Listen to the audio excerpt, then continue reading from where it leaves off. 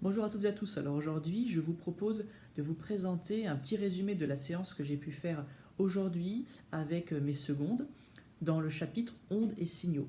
Donc aujourd'hui, on a fait plusieurs expériences à la maison. Dans cette première partie, j'ai demandé à mes élèves d'imprimer ce disque. Ensuite, il faut le découper et colorier l'ensemble de ses parties. Une fois notre disque préparé, on le découpe et on le colle sur un disque de même diamètre qui est fait en carton. Ensuite, on place à travers ce disque un morceau de pic à brochette pour faire une toupie. Le disque de Newton apparaît blanc quand il tourne.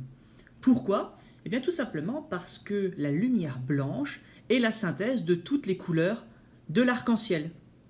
D'ailleurs, c'est pour ça que les licornes qui sont blanches sont toujours sur un fond d'arc-en-ciel. Alors ceci nous permet d'aborder les propriétés de la lumière, telles qu'elles ont été abordées en SNT, cette nouvelle discipline qui est maintenant en seconde.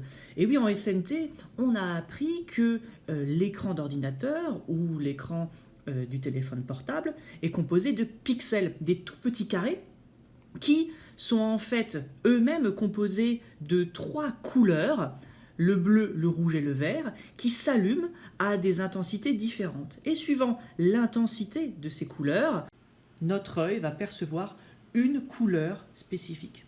La valeur du bleu, du rouge et du vert sur l'ordinateur varie entre 0 et 255. Eh bien, c'est tout simplement, on le rappelle, la valeur d'un octet. Les plus rapides qui avaient terminé leur disque de Newton en avance ont modélisé une onde lumineuse. Pour cela, ils ont tout simplement pris une bande de chute de feuilles et, sans aucune consigne particulière, je leur ai demandé de faire un accordéon.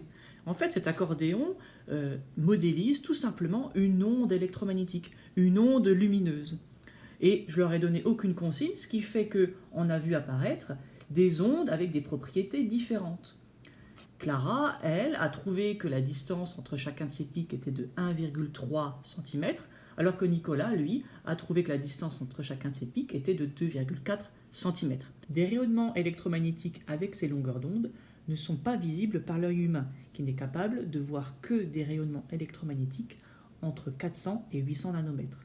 En dessous de 400 nanomètres, il y a les ultraviolets, les rayons X, et au-delà, il y a les infrarouges, les ondes radio, et ce qui correspond aux longueurs d'onde modélisées par Nicolas et Clara, ce sont des micro-ondes.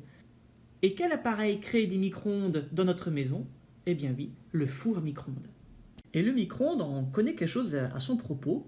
On sait que les micro-ondes dans nos cuisines émettent une lumière avec une fréquence de 2,45 GHz.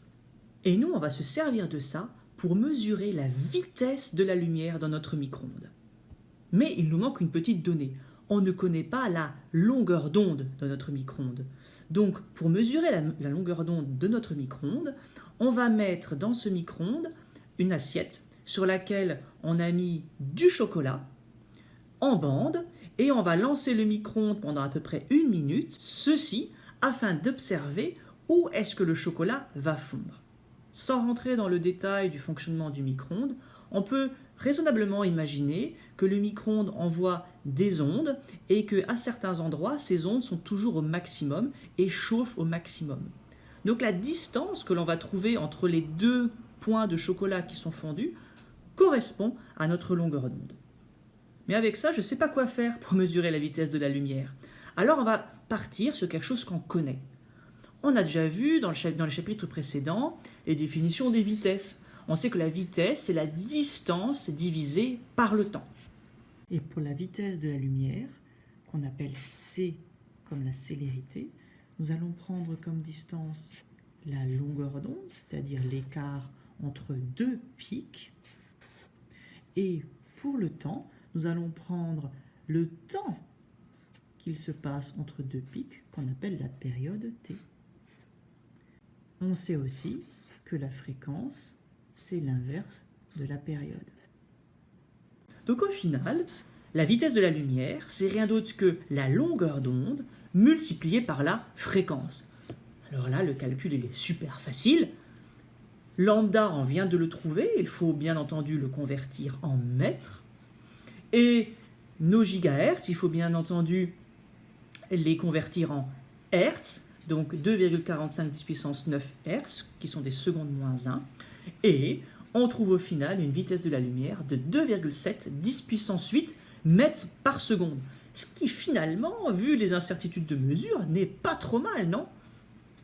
Et voilà, eh ben, j'espère que cette petite séance vous a plu. Donc ce qui est intéressant dans cette séance, c'est de pouvoir faire quelque chose de ses mains à nos petites secondes. Ça leur fait du bien. Pour les plus rapides, de faire la petite longueur d'onde, le petit accordéon, eh bien, ça permet un petit peu de temporiser au niveau timing. On peut en plus très très facilement faire un lien avec la SNT et ça c'est vraiment super pratique. Et au final, le micro-ondes, chacun en a chez soi. Et en fait, on peut tous faire l'expérience.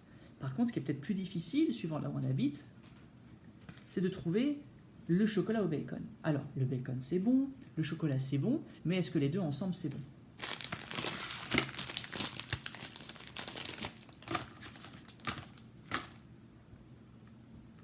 La réponse est non. C'est vraiment dégueulasse. Je sais pas ce qui est gâché. Ce pauvre cochon qui est mort pour rien, ou ce bon chocolat.